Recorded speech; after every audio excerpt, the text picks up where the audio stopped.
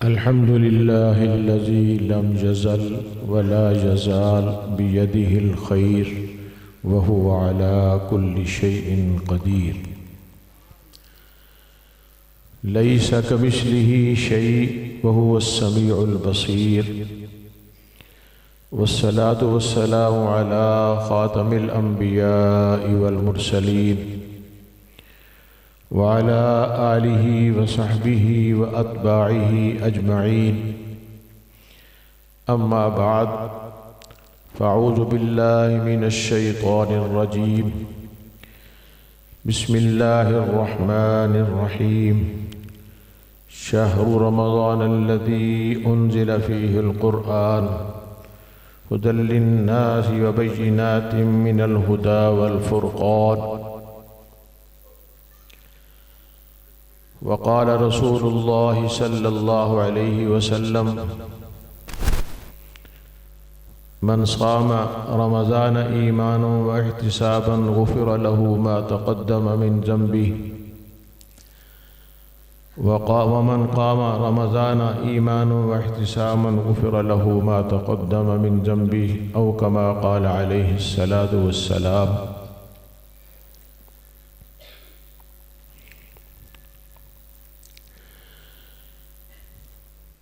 یہ جامعۃ الحسن اس دینی ادارے کا یہ اجتماع اللہ کا سچا کلام اپنے سینوں میں محفوظ کرنے والے بچوں کے اعزاز میں منعقد کیا گیا ہے۔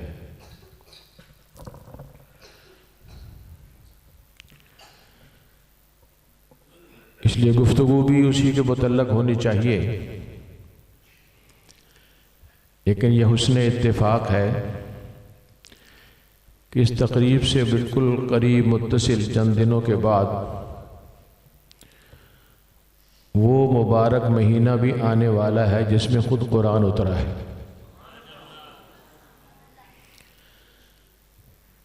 تو قرآن پاک کو رمضان کے ساتھ، یہ جو ساتھی بیٹھے ہیں آنے جانے والے کو نہ دیکھیں، مجھے دیکھیں۔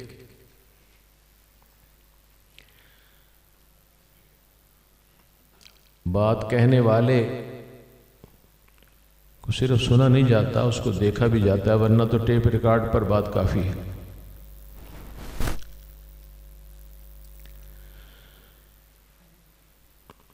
قرآن پاک کو رمضان کے ساتھ ایسی گہری نسبت ہے کہ چونکہ اس کا نزول ہی رمضان المبارک میں ہوا ہے، جس کی خبر اللہ نے خود قرآن پاک میں دی ہے کہ شہر رمضان الذی انزل فیہ القرآن، کہ رمضان وہ مہینہ ہے جس کے اندر قرآن پاک نازل ہوا ہے۔ اس پر بھی علماء نے بحث کی ہے کہ قرآن پاک کی وجہ سے رمضان کو فضیلت ملی ہے۔ یہ تو علمی بحثیں ہیں۔ رمضان کو بھی اللہ نے کہا یہ میرا مہینہ ہے، اور قرآن کو کہا یہ میرا کلام ہے۔ تو کسی چیز کی عزت اور عظمت اور شان اللہ کے ساتھ جڑ کر ہوتی، اس کے بغیر نہیں۔ اس لیے کہ اصل عزتوں، شانوں، بلندیوں، عظمتوں کا مالک صرف ایک اللہ ہے۔ مخلوقات میں جس کی جتنی نسبت اللہ کے ساتھ جڑتی جائے گی اتنی اس کی شان بلند ہوتی جائے گی۔ محمد صلی اللہ علیہ وسلم ان کی شان کیوں ہے کہ وہ رسول اللہ ہے، اللہ کے رسول۔ خانہ کعبہ کی شان کیوں ہے کہ وہ بیت اللہ ہے، اللہ کا گھر ہے۔ قرآن پاک کی عظمت کیوں ہے کہ وہ کلام اللہ ہے، کتاب اللہ ہے، اللہ کی کتاب، اللہ کا گھر، اللہ کا رسول۔ حقیقی عزت اور شان کسی کی اپنی نہیں ہے، سب اللہ کی عطا کی ہوئی۔ تو رمضان کو بھی اللہ کے پیغمبر نے فرمایا کہ شہر اللہ، اللہ کا مہینہ، اسی مہینے میں اللہ کی کتاب نازل ہوئی، اس لیے دونوں کی برکتیں اس امت کے لیے اللہ نے جمع فرما دی۔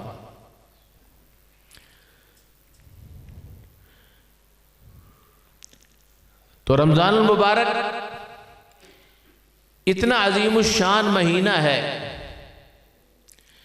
کہ اللہ کے پاک پیغمبر نے رمضان المبارک کی آمد سے پہلے بالکل قریب اپنے جانثاروں کو، جانبازوں کو، صحابہ کرام کو رمضان کی عظمت اور شان کی طرف متوجہ فرمایا، اور گویا قیامت تک آنے والی ساری امت کو یہ پیغام دیا کہ دیکھو رمضان کو ایسے غفلت میں نہ لینا، پہلے سے اس کے استقبال کی تیاری کرو، اس کی برکتوں کو سمیٹنے کے پہلے سے ارادے اور جذبے ہوں، اس میں جو اللہ انعامات عطا فرمانا چاہتے ہیں ان انعامات کے حصول کے لیے پوری کوشش ہو۔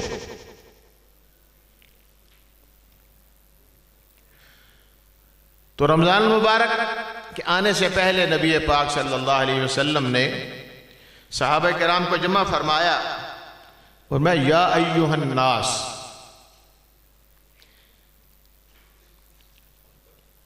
اس بات پہ غور کریں کہ جن کو آپ خطاب فرما رہے ہیں وہ ہے ایمان والے مسلمان صحابہ کرام، تو کہنا چاہیے تھا یا ایھا الذین آمنوا، ایمان والو، لیکن زبان نبوت سے کیا نکلا؟ یا ایھا الناس، اے ساری دنیا میں بسنے والے انسانوں، ابھی ایمان لائے ہو یا نہیں لائے، رمضان پوری روئے زمین پر اپنی ساری برکتوں کے ساتھ سارے انسانوں کے لیے آتا ہے۔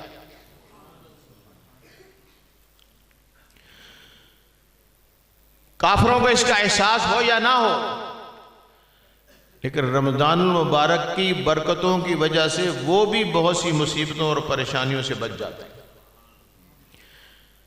تو ایمان والوں کے لیے کیسی رحمت کا مہینہ ہوگا۔ قد اظلکم شہر عظیم، ایک شہر عظیم مبارک، بہت بڑی برکتوں والا، عظمتوں والا ایک مہینہ آ رہا ہے تم پر۔ فیہ لیلۃ، لیلۃ خیر من الف شہر، اس کی تو ایک رات ہی سینکڑوں سالوں کی عبادت سے زیادہ برکتوں اور رحمتوں والی۔ ایک رات تو سارے رمضان کا تم کیا اندازہ لگا سکتے ہو وہ کیسا ہوگا۔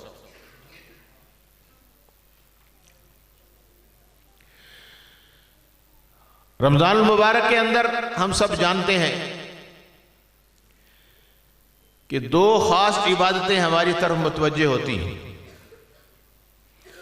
ایک روزہ اور دوسرے، بولیں سارے، جس کو پتہ ہے وہ بولے، تراویح۔ تراویح جو ہے یہ رمضان المبارک کی نرالی اور البیلی عبادت۔ البیلی اسے کہتے ہیں کہ ادھے ورگا اور کوئی نہ ہو۔ رمضان کے روزوں کا تو بدل ہے، آپ ان کی قضا کر سکتے ہیں، کفارہ دے سکتے ہیں، لیکن رمضان المبارک کی تراویح کا اور کوئی بدل نہیں۔ تو میں کہا کرتا ہوں کہ اصل رمضان المبارک کا جو الگ سے خاص تحفہ ہے وہ تراویح کی عبادت ہے، اور اس تراویح میں چونکہ یہ قرآن اس کے ساتھ جڑا ہوا ہے، اس لیے وہ برکتیں جو رمضان میں قرآن کی وجہ سے آئیں وہ ساری تراویح میں جمع ہو جاتی ہیں۔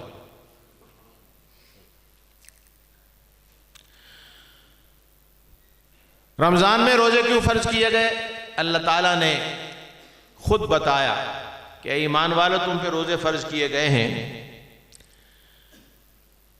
ایک لفظ فرمایا کہ لعلکم تتقون، تاکہ روزے رکھ کر تم سارے متقی بن جاؤ۔ کیا بن جاؤ؟ تو سارے رمضان المبارک کی عبادت کا خلاصہ یہ سمجھ آ گیا کہ رمضان المبارک میں ہم نے کیا بننا ہے؟ سارے بولیں، کیا بننا ہے؟ علماء فرماتے ہیں کہ یہاں جو فرمایا کہ تمہیں اللہ تعالیٰ رمضان المبارک کی برکتوں سے متقی بنانا چاہتے ہیں کہ تم متقی بن جاؤ۔ میں اگر قرآن پاک ہی کے مختلف آیات پہ غور کریں تو اس کا ہم یہ معنی بھی کر سکتے ہیں، توجہ رکھنا، یہ معنی آپ نے پہلے کبھی نہیں سنا ہو۔ قرآن پاک کی دیگر آیات پہ کہ قرآن پاک کی آیتیں دوسرے آیتوں کی خود تفسیر کرتی ہیں۔ قرآن پاک کی آیات سے ہی یہ معنی اور مفہوم نکلتا ہے کہ ایمان والو تم پر روزے فرض کیے گئے ہیں، لعلکم تتقون، تاکہ تم سارے کے سارے روزے رکھنے والے جنت میں جانے کے قابل ہو۔ لعلکم تتقون، متقی بن جاؤ، کیا مطلب؟ تم سارے جنتی بن جاؤ۔ ایک مہینے کا پیکج جنتی بنانے کے لیے۔ تقوی اور جنت کا جوڑ کیسا ہے کہ قرآن پاک نے بڑی وضاحت سے یہ اعلان کیا کہ جنت اللہ تعالیٰ نے صرف متقی لوگوں کے لیے بنائی۔ کس کے لیے بنائی ہے؟ الفاظ ہیں قرآن پاک کے اعدت للمتقین، یہ بنائی گئی ہے متقی لوگوں کے لیے۔ جب آپ متقی بن جائیں گے تو بنی آپ کے لیے ہے، تو جنتی بن جائیں گے۔ جنت کے مقابلہ میں جہنم ہے، اور جہنم کے بارے میں یہی الفاظ قرآن نے مقابلے میں کہے کہ اعدت للکافرین۔ اعدت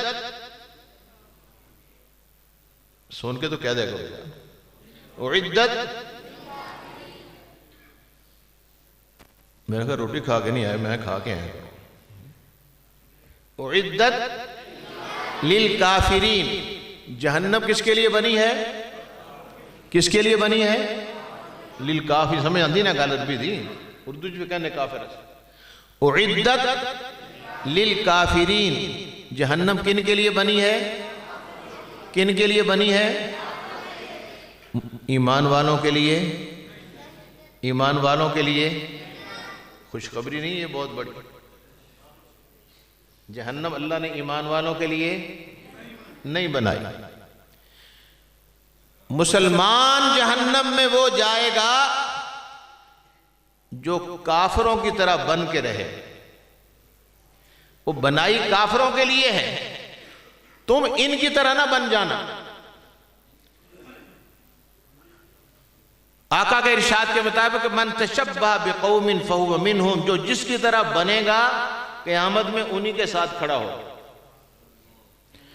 اس لیے کسی طرح بھی کافروں کی طرح بن کے نہ جینا، نہ شکل سے، نہ لباس سے، نہ رہن سہن سے، نہ وضاقتہ سے، نہ رسم و رواج سے، کسی طرف سے تم کافروں کی طرح نہ لگو، بلکہ ہر طرف سے ایمان والوں کی طرح لگو۔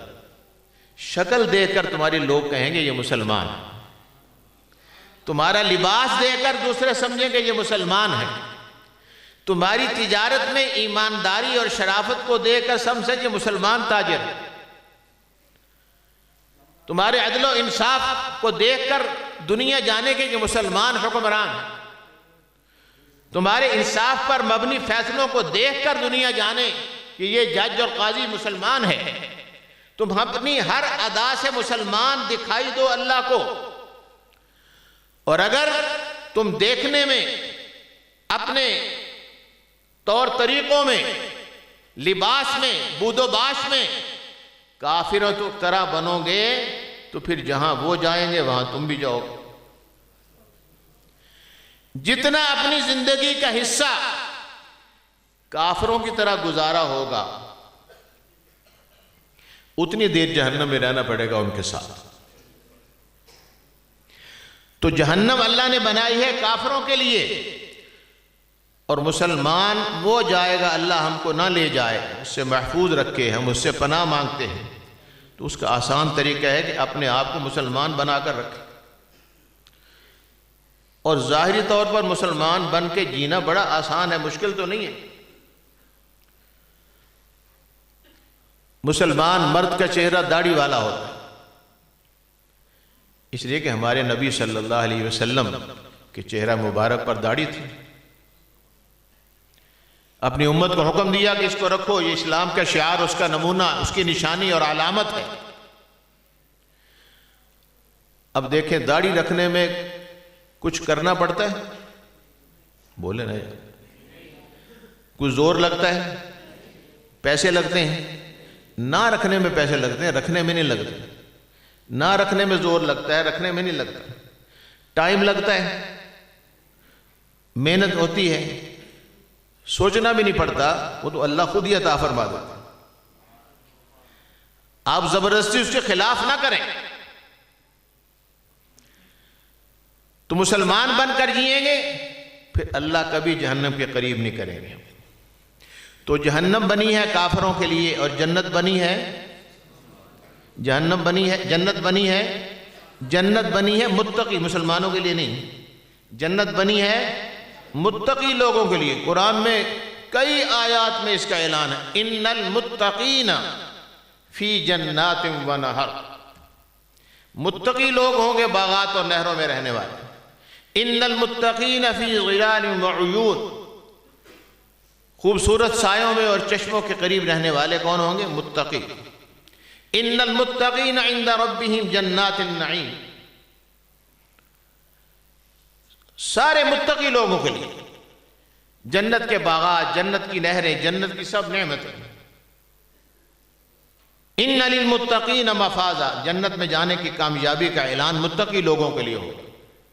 تو بڑی وضاحت سے قرآن نے بتایا کہ جنت متقی لوگوں کے لیے بنی ہے۔ تو ہم متقی کیسے بنیں؟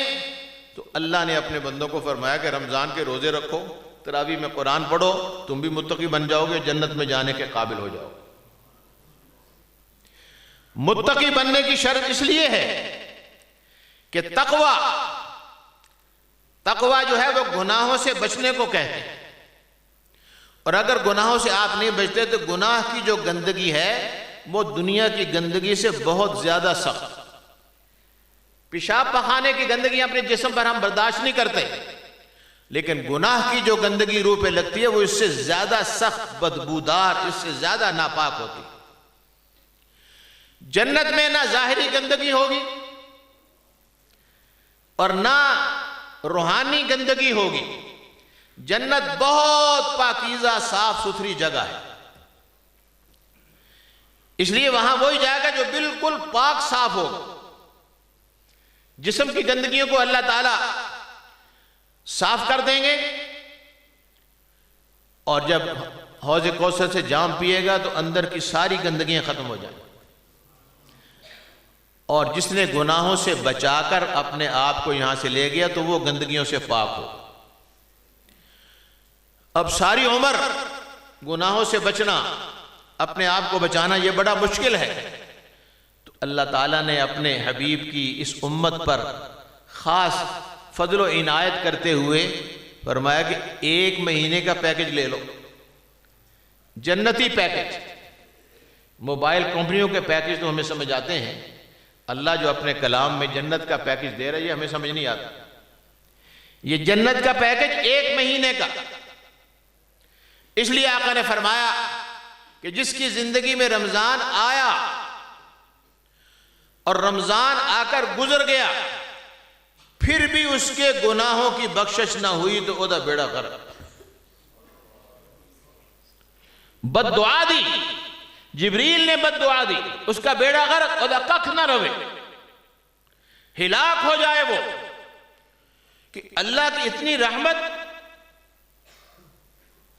اور رحمتوں کی بارشیں اور اتنا سستا طریقہ جنت میں جانے کا، اور چند دن کے لیے اگر اس کو بھی اختیار کر کے 1 مہینے میں متقی نہیں بنتا، ایک مہینے کے لیے اللہ کی نافرمانی کو نہیں چھوڑتا تو پھر بیڑا غرق ہونے چاہیے.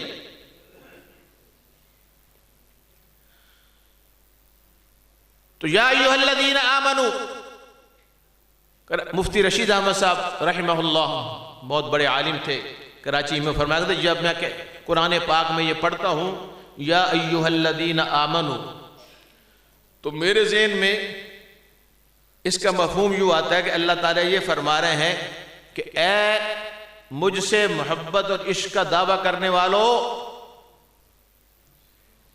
کیوں یہ معنی ایمان کا کیوں کیا؟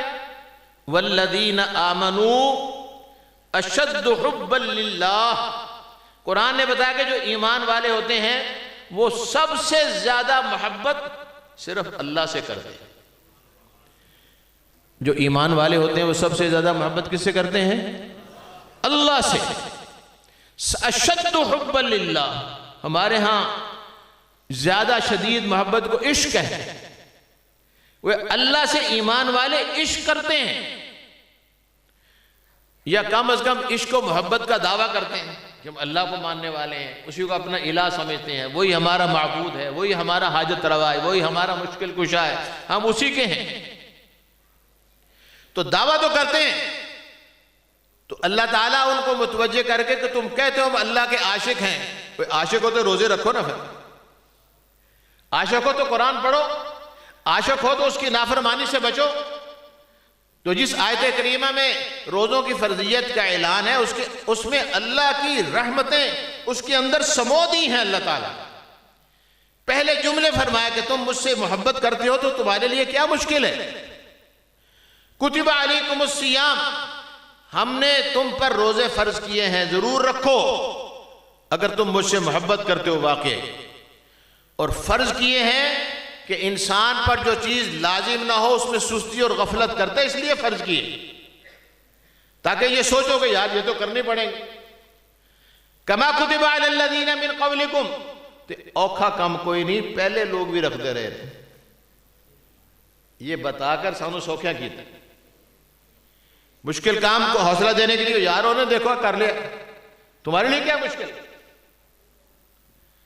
فلاں نے کر لی، ساری دنیا کر رہی، تو بھی کر لے. کما کتب علی الذین من قبلکم، پہلے لوگ بھی روزے رکھتے رہے ہیں، وہ بھی اس لیے رکھتے رہے اور تم پر بھی اس لیے فرض کیے ہیں لعلکم تتقون، تاکہ تم سارے جنتی بن جاؤ. تو اب رمضان المبارک آنے والا ہے، تو کیا ہم اس کا ارادہ اور نیت بھی نہیں کر سکتے کہ انشاءاللہ اس رمضان میں تو ہم نے جنتی بن جانا ہے. اس معیار پر ہم نے جو اللہ تعالیٰ نے جنت میں داخلے کا رکھا، اس معیار پر ہم نے پورا اترنا ہے، اس ٹارگٹ کو ہم نے اچیو کرنا ہے، اس تک پہنچنا ہے. اور اس تک پہنچنے کے لیے کوئی لمبا چوڑا سسٹم اور نصاب نہیں ہے. آقا انعامدار صلی اللہ علیہ وسلم نے اس کی تشریح بہت سادہ الفاظ میں فرما دی. وَمَنْ صَامَ رَمَضَانَ ایمانا واحتسابا غفر له ما تقدم من ذنبی. اگر تم نے رمضان کے روزے رکھے ایمان کی حالت میں، ثواب کی نیت سے کہ اللہ کا حکم ہے اور کوئی نیت نہیں ہے غلط، اس لیے روزے رکھے ہیں، تو پچھلے تو سارے صاف ہو گئے. وَمَنْ قَامَ رَمَضَانَ ایمانا واحتسابا غفر له ما تقدم من ذنبی. اور اگر رات کو کھڑے ہو کر تم نے اللہ کا قرآن تراویح میں سنا تو اس کی برکت سے بھی تمہارے سارے گناہ معاف ہو جائے، روزے کی برکت سے بھی معاف ہو گئے، سب بخشے گئے، تراویح کی برکت سے بھی سارے گناہ بخشے گئے.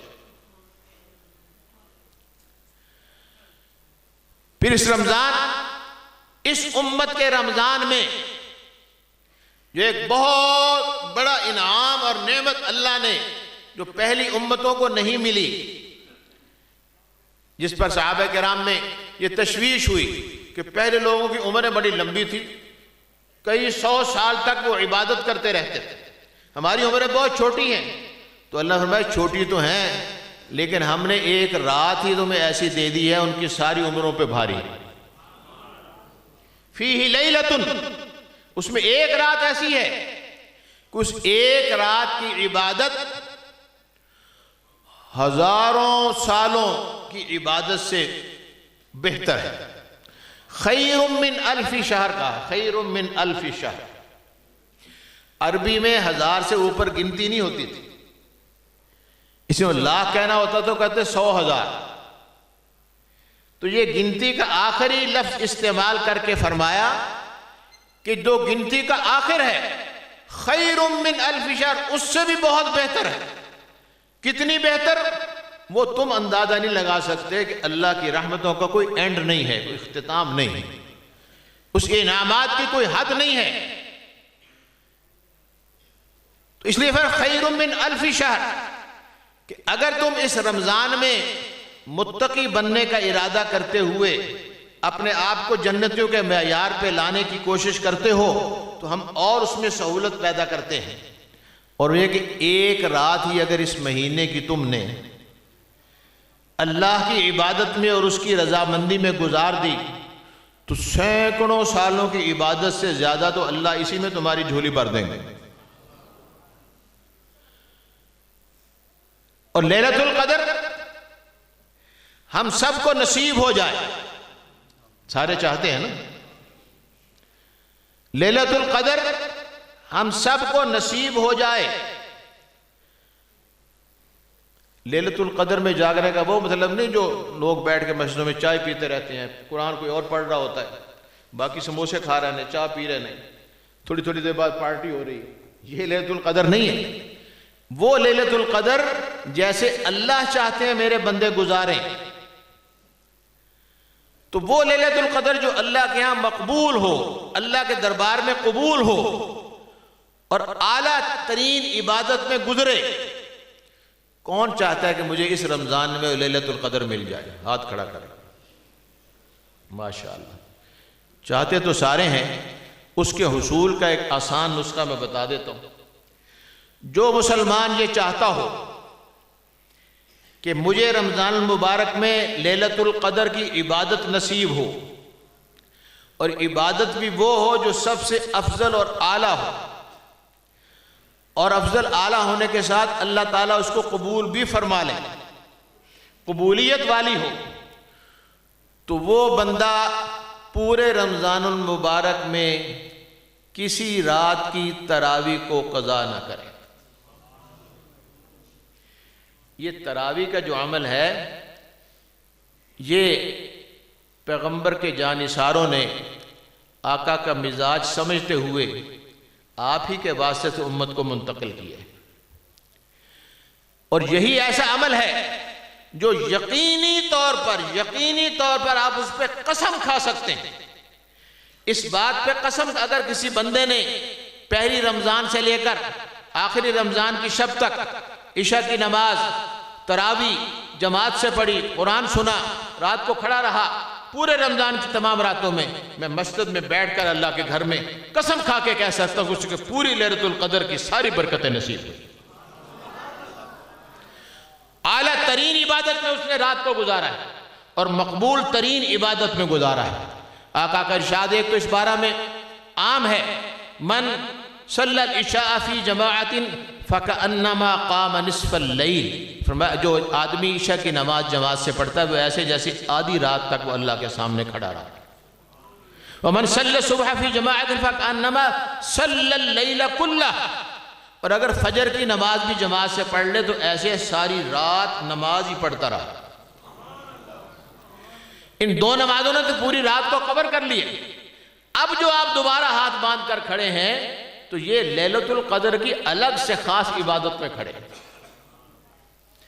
اب ظاہر ہے جب سارا مہینہ ہر رات آپ تراویح جماعت سے پڑھیں گے تو انہی میں سے کوئی ایک رات لیلۃ القدر ہوگی، کوئی ایک رات ہمیں پتہ چلے یا نہ چلے، ہمیں اس کی برکات انوارات نظر آئیں یا نہ آئیں، اور ہمیں نظر آنے کیا ہیں وہ ہمیں کچھ پتہ نہ چلے، تب بھی یقیناً ہمیں لیلۃ القدر اللہ کی طرف سے عطا ہو گئی اگر ہم نے پورا مہینہ عشاء کے بعد تراویح کی نماز جماعت سے ادا کی۔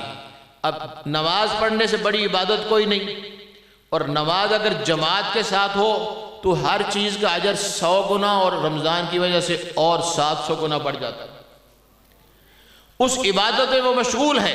اور ہمارے استاد فرمایا کرتے تھے اگر کوئی بندہ چاہتا ہے کہ میری ہر نماز قبول ہو تو وہ جماعت سے پڑھے، اس لیے کہ جب جماعت سے پڑھتا ہے تو پھر سارے نمازیوں کی نماز ایک ہی جگہ پیک ہو کر اللہ کے دربار میں جاتی ہے. اور اس جماعت میں میرے آپ جیسے تو ہیں ہی، اللہ کے نیک بندے بھی تو ہوتے ہیں. اگر ان میں سے ایک کی بھی قبول ہو گئی تو ساری قبول ہو.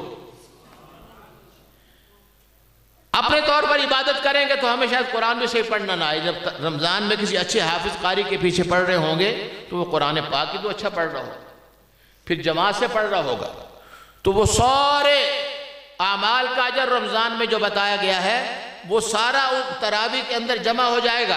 اور اسی تراویح کے بارے میں آقا نے فرمایا کہ اس میں جو کھڑا ہوگا اس کے سارے گناہ بخشے گئے اور اسے لیلۃ القدر نصیب ہو گئی. لیلۃ القدر نصیب ہو گئی. پورے اہتمام سے وہ قسم کھا سکتا ہے اگر ہر رات اس نے کھڑے ہو کر امام کے ساتھ تراویح پڑھی ہے اسے پوری رات ہی عبادت کا اجر ملے.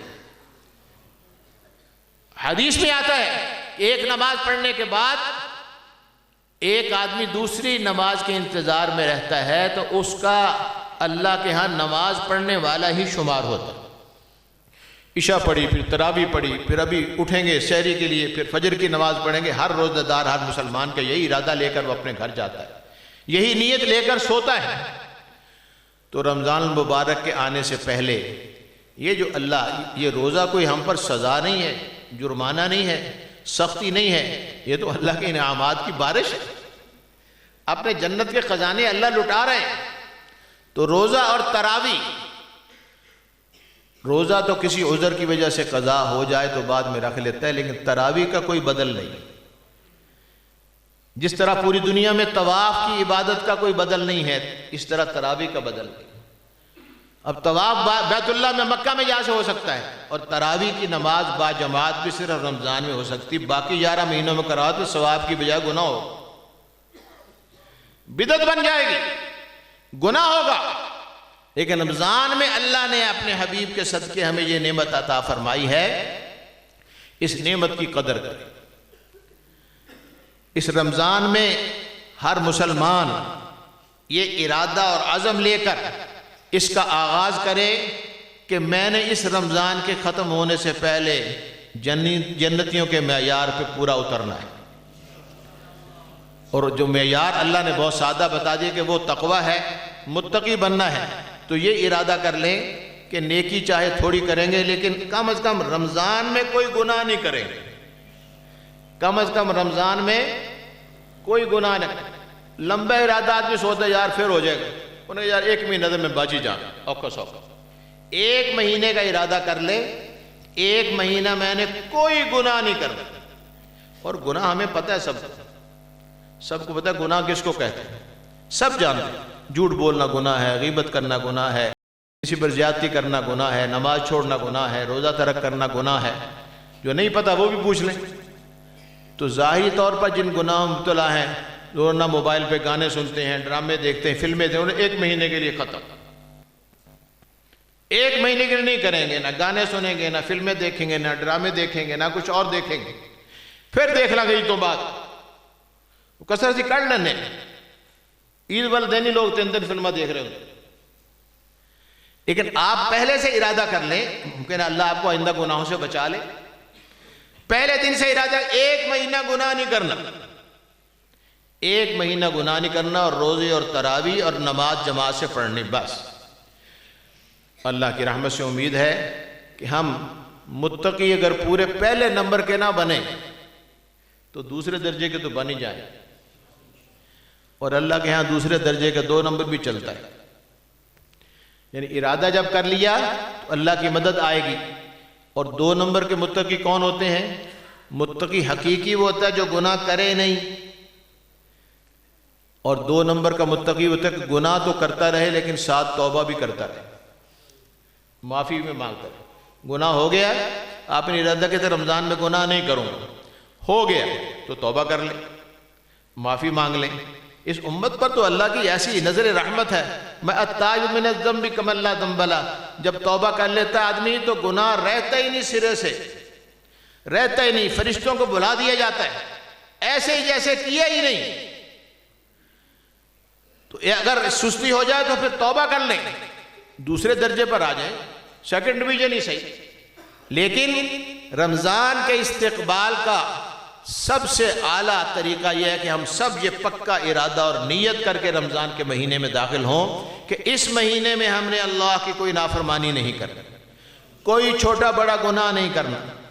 غفلت سے ہو گیا تو اللہ سے معافی مانگیں گے اور توبہ کریں گے۔ رمضان میں فرض نمازوں کا جماعت کے ساتھ اہتمام کریں، تراویح نہیں چھوڑیں گے، بس لگ دیں نہیں چھڑنا، وعدہ کر دو نا، بس لگ دیں تراویح نہیں چھڑنا۔